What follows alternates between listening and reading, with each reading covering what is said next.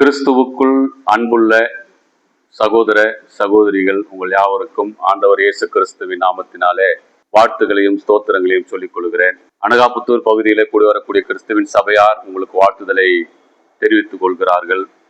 இந்த நாளிலும் இன்றைய கிறிஸ்தவர்கள், இன்றைய கிறிஸ்தவ சமுதாயம், கிறிஸ்துவுக்குள் இருக்கிறவர்கள் இன்றைக்கு கிறிஸ்துமஸ் என்னும் பண்டிகை கொண்டாடலாமா வேண்டாமா என்பதை குறித்து கடந்த வீடியோ ஒன்றிலே பதிவிட்டிருந்தேன். நீங்கள் அதை கேட்டு என் மீது கோபமாகவும் சிலர் இருப்பீர்கள் என்று நம்புகிறேன். இல்லையா? கோபமாக இருந்தால் கர்த்தருடைய வார்த்தை தான், இது என் வார்த்தை அதில் இல்லை. கோபமா இருந்தாலும் அது எனக்கு ஒன்றும் பிரச்சனை இல்லை, எனக்கு வருத்தம் இல்லை நீங்க என் மேல கோபப்படும் போது.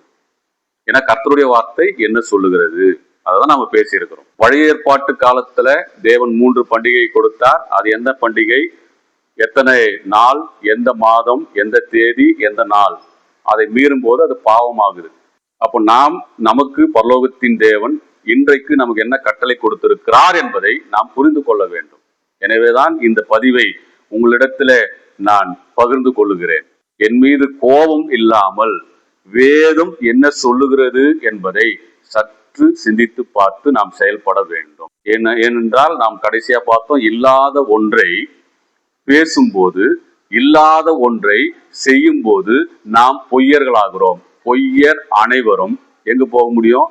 நாம கவனிச்சோம். வெளிப்படுத்தின விசேஷம் 21ஆம் அதிகாரம் 8வது வசனம். பொய்யர் அனைவரும் 2ஆம் மரணம். நாம் அதுக்கு போகக்கூடாதுன்றது தான் இந்த செய்தி. கிறிஸ்து டிசம்பர் மாதம் 25ஆம் தேதி பிறந்தார் என்பது பொய். இன்றைக்கு பொய்யை உலகம் நம்புகிறது. அப்ப கிறிஸ்து டிசம்பர் மாதம் பிறந்தார் என்பது பொய்யா இருக்கும்போது அந்த பொய்யை நாம் பேசுவோமானால் நமக்கான இடம் எங்க இருக்குது? பரலோகம் அல்ல. நாம் நினைச்சுன்னு இருக்கிறோம், வேதத்தில் இல்லைனாலும் பரவாயில்ல, வேதாகமத்துல சொல்லலனாலும் பரவாயில்ல, தேவன் எங்களுக்கு கட்டளை இல்லைனாலும் பரவாயில்ல, இந்த நாளை குறித்து கொண்டு நாங்கள் சுவிசேஷம் அறிவிக்கிறோம். சில பேர் கிளம்பிட்டோம். இது கிறிஸ்துமஸ் பண்டிகை அப்படின்னு சொல்லிட்டு நாங்க கொண்டாடுறோம், நாங்க ஆண்டவருக்காக தான் செய்யறோம் அப்படின்னு சொல்லிட்டு கிளம்புறோம். வேதம் என்ன சொல்லுது? எதை செய்தாலும் அப்படின்னா கர்த்தர் சொல்லாதெல்லாம் செஞ்சிடலாமா? இன்னைக்கு அதுதான் நம்ம தப்பா புரிஞ்சுக்கணும். எதை அப்படின்னும் போது கர்த்தர் சொல்லாத அதில் அடங்கிடும். கர்த்தர் சொல்லி இருக்கிறது தான் செய்யணும். எதை வேண்டுமானாலும் செய்யணும் இல்லை. எதை செய்தாலும் கர்த்தருக்காக செய்கிறோம். நான் குடிக்கிறேன், கர்த்தருக்காக தான் குடிக்கிறேன், குடிக்க முடியுமா? சில விஷயங்கள் இருக்குது. எனக்கு அன்பான சகோதரனே சகோதரியே, தேவனுக்காக தேவன் சொன்ன உபதேச சட்டத்துல நாம் இருக்க வேண்டும். அப்படியானால் டிசம்பர் மாதம் இயேசு கிறிஸ்து டிசம்பர் 25ஆம் தேதி பிறந்திருக்கிறார். இந்த நாளை நீங்கள் பண்டிகையாக கொண்டாடுங்கள் என்று வேதம் எங்கும் சொல்லப்படவில்லை. நீங்கள் என் மீது கோபப்பட்டாலும் சரி, கல்லெறிஞ்சாலும் சரி, திட்டி கமெண்ட் போட்டாலும் சரி, இதுதான் உண்மை. டிசம்பர் மாதம் 25ஆம் தேதி இயேசு பிறக்கவில்லை என்பது உண்மை. நீங்க என்ன திட்டினாலும் சரி. அப்போ இயேசு பிறக்கவே இல்லையா அப்படின்னு ஒரு கேள்வி. அதை நாம மறுக்க முடியாது. இயேசு பிறந்தது உண்மை, இயேசு வளர்ந்தது உண்மை, இயேசு நமக்காக பாடுபட்டது உண்மை, சர்வலோகத்தின் பாவத்தை சுமந்து தீர்த்தது உண்மை, அவர் சிலுவையில மரித்தது உண்மை, வாரினால் அடிக்கப்பட்டது உண்மை, அவர் மரித்து அடக்கம் பண்ணப்பட்டு 3ஆம் நாள் உயிரோடு எழுந்தது உண்மை. வேதம் நமக்கு போதிக்கிறது. இந்த 25ஆம் தேதி டிசம்பர் மாதத்தை குறித்து நமக்கு ஆதாரம் இல்லை. அப்படியானால் இயேசு பிறக்கவில்லையா? மீண்டும் நாம் இந்த கேள்வி எழுப்புவோம். அதை குறித்து நாம் கவனிக்கலாம். வேதம் நமக்கு என்ன சொல்லுகிறது? இயேசு பிறந்தாரா இல்லையா என்பதை குறித்து வேதம் நமக்கு என்ன போதிக்கிறது? மத்தேயு எழுதின சுவிசேஷ புஸ்தகம் 1ஆம் அதிகாரத்துல இயேசு கிறிஸ்து பிறந்தார் என்பதற்கான ஊர்ஜனமான, அதாவது ஆணித்தரமான ஒரு விவாதம். இயேசு பிறந்தார், மறுக்க முடியாத ஒரு விவாதம் இது. இயேசு பிறந்திருக்கிறார். 1ஆம் அதிகாரம் 1வது வேத வசனத்தை நாம் வாசித்தோமானா, ஆபிரகாமின் குமாரனாகிய தாவீதின் குமாரனான இயேசு கிறிஸ்துவினுடைய வம்ச வரலாறு. வம்ச வரலாறு யாருக்கு இருக்கும்? பிறந்தவங்களுக்கா பிறக்காதவங்களுக்கா? இயேசு கிறிஸ்துவின் வம்ச வரலாறு. அப்படியானால் இது எதை நிரூபிக்கிறது? இயேசு கிறிஸ்து பிறந்தார். நாம 16ஆம் வசனத்திலிருந்து 25ஆம் வசனம் வரைக்கும் வாசித்தோமானாலும் நமக்கு அந்த ஆதாரம் இருக்குது. 21வது வசனத்துல குறிப்பா, அவள் ஒரு குமாரனை பெறுவாள், அவருக்கு இயேசு என்று பெயரிடுவாயாக, ஏனெனில் அவர் தமது ஜனங்களின் பாவங்களை நீக்கி அவர்களை ரட்சிப்பார். இயேசு பிறந்தார் இந்த உலகத்துல. இதுக்கு நம்ம ஆதாரம் இருக்கு. இயேசு கிறிஸ்து பிறந்தார். எபிரேயருக்கு எழுதின நிருபம் 5வது அதிகாரத்தை நாம் திருப்பிக் கொண்டு வசனம் 7 நாம் வாசித்தோமானால், அவர் மாம்சத்தில் இருந்த நாட்களில் தம்மை மரணத்தினின்று ரட்சிக்க வல்லமை உள்ளவரை நோக்கி ஜெபம் பண்ணினார்.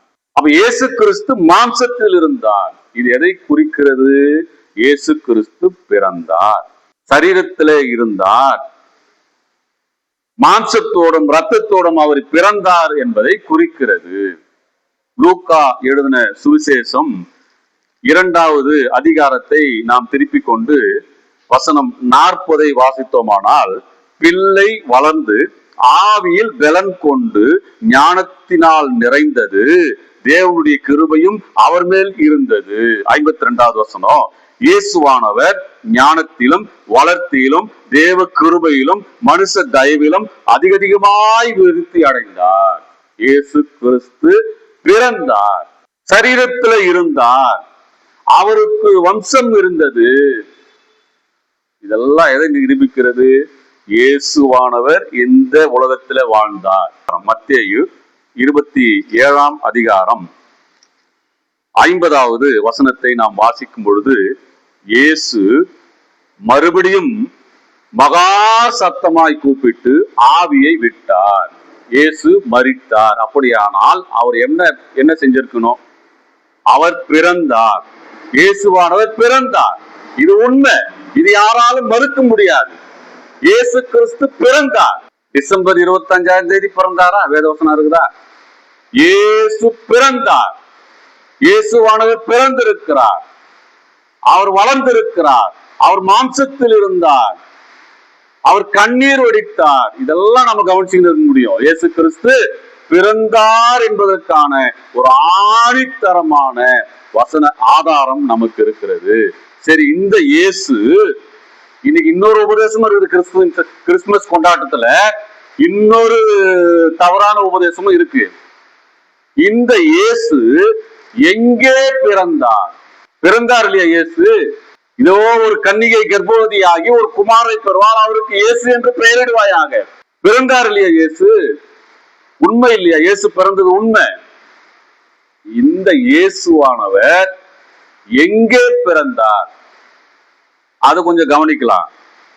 லூக்கா சுவிசேஷ புஸ்தகம் 2வது அதிகாரம் 1லிருந்து 7 வசனங்களை நாம் வாசிக்கும் பொழுது, இயேசுவானவர் எங்கே பிறந்தார்? இதுவும் கிறிஸ்துமஸ் எனக்கூடிய அந்த கொண்டாட்டத்துல ஒரு தவறான உபதேசம். இயேசு எங்கே பிறந்தார்? லூக்கா 2ஆம் அதிகாரம் 1லிருந்து 7 வசனங்கள் நான் வாசிக்கிறேன், நீங்க கவனிங்க. அந்நாட்களிலே உலகெங்கும் குடிமதிப்பு எழுதப்பட வேண்டும் என்று ஆகஸ்து ராயினாலே கட்டளை பிறப்பித்து, சீரியா நாட்டிலே சிரேனே என்பவன் தேசாதிபதியாய் இருந்தபோது இந்த முதலாம் குடிமதிப்பு உண்டாயிற்று. அந்தப்படி குடிமதிப்பு எழுதப்படும்படிக்கு எல்லாரும் தங்கள் தங்கள் ஊர்களுக்கு போனார்கள்.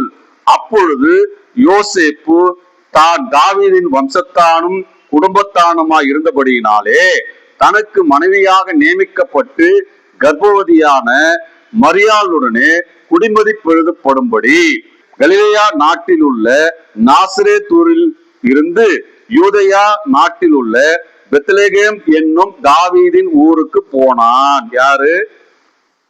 யோசேப்பும் மரியாளும் எங்கிருந்து எங்க போறாங்களாம்?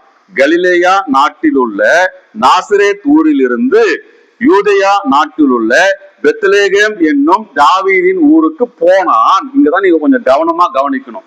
இயேசு கிறிஸ்து எங்கே பிறந்தார்? இந்த கேள்வியும் இங்க இருக்கிற 6வது வசனம் 7வது வசனத்தையும் 5வது வசனத்தையும், இந்த 3 வசனத்தை நீங்க கொஞ்சம் கவனிக்கணும்.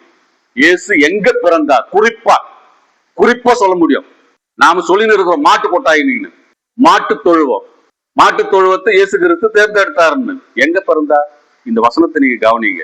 கவனிச்சுட்டு உண்மையிலே வேத வசனத்தின் மீது உங்களுக்கு பக்தியும் அக்கறையும் நம்பிக்கையும் இருக்குமானா, விசுவாசம் இருக்குமானா, இயேசு கிறிஸ்து எங்கே பிறந்தார் என்பதை நீங்க கொஞ்சம் சற்று சொல்லுங்க பார்க்கலாம். மாட்டு தொழுவத்தில் ஏன் பிறந்தார்? ஈன பாவிகளை மீட்க பிறந்தார்னு பாட்டு பாடிட்டு இருக்கிறோம். எப்படி இருக்குது இந்த பாட்டு? இது உண்மையா? இயேசு எங்க பிறந்தாரு பாருங்க.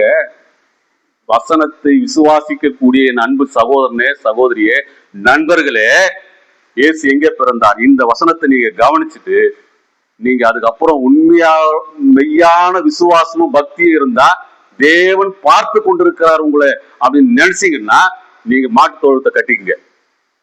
எனக்கு அதை பத்தி பிரச்சனை இல்லை. என்னுடைய வேலை சொல்ல வேண்டியது சொல்லிட்டேன். நீங்க ஏற்றுக்கொள்வதும் ஏற்றுக்கொள்ளாமல் இருப்பதும் அது தேவனுடைய பார்வை, உங்க விருப்பம். 2 வழியை தேவன் வைக்கிறார் இல்லையா? மரணத்துக்கு ஏதுவானது, மரணத்துக்கு ஏதுவானது. தெரிந்து கொள்ளுதல் வைக்கிறார் நம்ம முன்னாடி. இயேசு எங்க பிறந்தாரு? கலிலேயா நாட்டில் உள்ள நாசரேத்தூரிலிருந்து யூதேயா நாட்டில் உள்ள பெத்லகேம் என்னும் தாவீதுக்கு போனான். அவ்விடத்திலே 6வது வசனம், அவ்விடத்திலே அவர்கள் இருக்கையில் அவளுக்கு பிரசவ காலம் நேரிட்டது. 6வது வசனத்துல அவ்விடத்துல தாவீதின் ஊர்ல பெத்லகேம்ல இருக்கிறாங்க. அங்க இருக்கும்போது பிரசவ காலம் நேரிட்டது. இதை நான் விளக்கணும்னு அவசியம் இல்லை. தாவீதின் ஊர்ல இருக்கும்போது பிரசவ காலம் நேரிட்டது. 7வது வசனம் கவனிங்க. அவள் தன் முதற்பேரான குமாரனை பெற்று, ஒரு குறி இருக்குது. அது என்ன தெரியுங்களா? படிச்சவங்களுக்கு தெரியும். ஒரு குறி இருக்குது. எங்க பெற்றாங்க? தன் முதற்பேரான குமாரனை 7வது வசனத்துல பெற்று சத்திரத்துல அவர்களுக்கு இடம் இல்லாதிருந்தபடியால். எங்க போய் பெருக்கல பிள்ளைய? சத்திரத்துக்கு போய் பிள்ளை பெருக்கல. இவங்க எங்க இருக்கிறாங்க? பெத்லகேம்ல தாவீதின் ஊர்ல இருக்கிறாங்க. அவ்விடத்தில் அவள் இருக்கையில் அவளுக்கு பிரசவ காலம் நேரிட்டது. தன் முதற்பேரான குமாரனை பெற்று சத்திரத்தில் அவர்களுக்கு இடம் இல்லாதிருந்தபடியால் பிள்ளையை துணிகளிலே சுற்றி முன்னணியிலே கடத்தினாள். பிள்ளையாகிய இயேசு எங்க பிறந்தார்? பிள்ளை எங்கே பிறந்தார்? நமக்கு ஆதாரம் இல்லை. எனக்கு அன்பான நண்பர்களே, அன்பான உறவுகளே, ஆதாரம் இல்லை. எங்க இயேசு பிறந்தார்? வீட்லயா, காட்டுலயா, ரோட்லயா, சத்திரத்திலயா? நீங்க அந்த 7வது வசனத்தை கொஞ்சம் கவனிச்சு பாருங்க. கொஞ்சம் சிந்திச்சு பாருங்க. தயவு செய்து சிந்திங்க. வசனத்திற்கு முரண்பாடாக நாம பேச வேண்டாம். எங்கே பிறந்தார்? அவ்விடத்துல அவர்கள் இருக்கையில். எங்க இருக்கிறாங்க? மறுபடியும் தாவீதின் ஊர்ல இருக்கிறாங்க. பிரசவ காலம் நேரிடுது. பிள்ளையை பெற்று சத்திரத்திலே அவர்களுக்கு இடம் இல்லாது இருந்தபடியால். அந்த ஒரு குறி இருக்குது இல்லையா? அப்படி போடுவாங்க இல்லையா? தெரியும். அதுக்கு என்னன்றது? முதற்பேரான குமாரனை பெற்று இயேசு எங்கே பிறந்தார்? இன்னைக்கு தயவு செய்து நாம கொஞ்சம் கவனித்து பார்க்க வேண்டியது அவசியம். மாட்டு தொழுவம் அல்ல.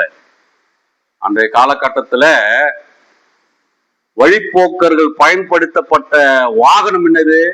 கழுதுதான், ஒட்டகம் தான். மாட்டை பயன்படுத்தல, ஆட்டை பயன்படுத்தல. கழுதையையும் ஒட்டகத்தையும் தான் அவங்க பயன்படுத்தின்னு இருக்காங்க. அதுவே தப்பு. மாட்டு தொழுவம், ஆட்டு தொழுவன்ற வார்த்தையே தப்பு. முதல்ல இயேசு கிறிஸ்து தொழுவத்துல பிறக்கல. எங்க பிறந்தார் என்பதற்கானமே ஆதாரமே இல்லை. ஏன் தேவன் தம்முடைய ஒரே மகனை அவருடைய பிறப்பை குறித்து, அவர் பிறந்த தேதியை குறித்து, அவர் பிறந்த இடத்தை குறித்து ஏன் சொல்லல? ஏன் சொல்லன்னு எனக்கு தெரியாது. அவர் மறைத்து இருக்கிறார். மறைவானவைகள் தேவனுக்குரியதே. கேள்வி கேட்க நான் பதர். அவர் என்னால கேள்வி கேட்க முடியாது. துணிகரமா நம்ம பேசவும் முடியாது. சற்று யோசிச்சு பாருங்க. ஏன் மறைச்சிருக்கிறார்? அது அவர் விருப்பம். அவர் விருப்பத்துக்கே நம்ம விட்டுருவோம். எழுதப்பட்டதுக்கு மிஞ்சி நாம் யோசிப்போமானால், எழுதப்பட்டதுக்கு மிஞ்சி நாம் எண்ணுவோமானால், தேவன் சொல்றார் நீதிமொழிகள்ல வாசித்தமே 30ஆம் அதிகாரம் 6வது வசனத்துல, நாம பொய்யர்கள், பொய்யர் அனைவரும் 2ஆம் மரணமாகிய கந்தகமும் எரிகிற கடலில பங்கடைவார்கள். சொல்லாததை நாம செஞ்சா. அப்படியானா இயேசு டிசம்பர் மாதம் 25ஆம் தேதி பிறந்தார் என்பதற்கான ஆதாரமே நமக்கு எழுதப்படல. இயேசு எங்கே பிறந்தார் என்ற ஆதாரமும் நமக்கு இல்லை. அதை குறித்து தேவன் அமைதியாக இருக்கிறார். நாம் எப்படி இருக்கணும்? அவர் சொல்லனாலும் பரவாயில்ல, நான் செய்வேன் அப்படின்னா இது அடங்காதனம், இது தேவனை மதிக்காதத்தனம். இயேசு கிறிஸ்து டிசம்பர் மாதம் 25ஆம் தேதி பிறக்கவில்லை. நமக்கு ஆதாரம் இல்லை. ஆதாரம் இல்லாத, வேதாகமத்திலே சொல்லப்படாத எது ஒன்றையும் எனக்கு அன்பானவர்களை நாம செய்ய வேண்டாம். இது உலகம் முழுசும் தொண்டு தொட்டு நாங்க செஞ்சுன்னு வரோம். இவ்வளவு நாளா நாம தப்பா இருக்கிறோம், வேதத்தை அறியாம இருக்கிறோம். இது எங்க இருந்து வருது? மத்தேயு சுவிசேஷத்துல 15வது அதிகாரம் 9வது வேத வசனத்தை வாசித்தோமானா, மனுஷருடைய கற்பனைகளை உபதேசங்களாய் போதித்து வீணாய் எனக்கு ஆராதனை செய்கிறார்கள் என்று ஏசாயா தீர்க்கதரிசி நன்றாய் சொல்லி இருக்கிறார். வீணாய், இது எங்க இருந்து வந்தது? மனுஷனுடைய புத்தி, மனுஷனுடைய யோசனை, மனுஷனுடைய சிந்தனை. யூரோபியாவை நினைச்சுக்க, அவன் யோசனையில அவன் புத்தியில வந்த பண்டிகை, ஆசாரியர் அல்லாத ஈனமானவர்களை தேர்ந்தெடுத்த பண்டிகை யூரோபியாவை நினைச்சுக்க. மனுஷனுடைய யோசனையும் புத்தியும் கர்த்தருடைய பிரமாணத்துல இணைப்போமானால் தண்டனை பெருசு. மனுஷனுடைய சொல்றார், கற்பனைகளை உபதேசங்களாய் போதித்து வீணாய் எனக்கு ஆராதனை செய்கிறார். தேவனுக்கு தான் செய்யறாங்க. அந்த ஆராதனை என்னன்னு சொல்றாங்க? வீண். நாங்கள் எதை செய்தாலும் கர்த்தருக்காக செய்கிறோம், அது வீண். தேவன் ஏற்றுக்கொள்ளல. தேவன் ஏற்றுக்கொள்ளாத ஒன்றைதான் இன்னைக்கு நாங்க தேவனுக்காக செய்யறோம், தேவனுக்காக செய்யறோம், தேவனுக்காக செய்யறோம்னு மார்த்தட்டிக்கிறோம். அது அவரு சட்ட பண்ணல. நம்ம பாஷையில சொல்லணும்னா இது எவ்வளவு அநியாயம் நாம் செஞ்சுன்னு இருக்கிறோம் தேவனுக்கு. கொஞ்சம் யோசிச்சு பாருங்க. ஏன்னா தேவன் சொல்லாததை நாம் செய்யக்கூடாது. கிறிஸ்துமஸ் பண்டிகை குறித்து தேவன் அமைதியாக இருக்கிறார். அப்போ நாமும் கிறிஸ்துமஸ் பண்டிகை குறித்து அமைதியாக இருக்க வேண்டும். வேதத்துல சொல்லாத கிறிஸ்துமஸ் பண்டிகை அல்ல, வேதத்துல சொல்லாத எது ஒன்றை குறித்தும் நாம நம்முடைய யோசனையின்படி, நம்முடைய விருப்பத்தின்படி தேவன் ஏற்றுக்கொள்வார் என்று செய்யக்கூடாது. அது தேவனுடைய பார்வையில பாவமாயிருக்கும். யூரோபியாமை நினைச்சுங்க, நாதாப் அபியூவை நினைச்சுங்க, சவுலை நினைச்சுங்க, இன்னும் நிறைய பேர் இருக்கிறாங்க வேதத்துல. மீறினவர்களுடைய நிலை எப்படி ஆச்சு? இன்றைக்கு நாம் செய்வோமானால், இல்லாததை நாம் செய்வோமானால் நம்முடைய நிலை என்ன? யோசித்து பாருங்கள். பரலோகத்தின் தேவன் நமக்கு உதவி செய்வாராக. சகல நன்மைகளையும் ஆசீர்வாதங்களையும் தந்து வழி நடத்துவராக. உங்களுக்காக நாங்கள் ஜெபித்துக் கொள்ளுகிறோம். எங்களுக்காக, எங்களுடைய ஊழியங்களுக்காக நீங்கள் ஜெபித்துக் கொள்ளுங்கள். பரலோகத்தின் தேவன் நம் அனைவரையும் ஆசீர்வதித்து வழி நடத்துவாராக. உங்கள் கவனத்திற்கு அடி நன்றி சொல்லுகிறேன்.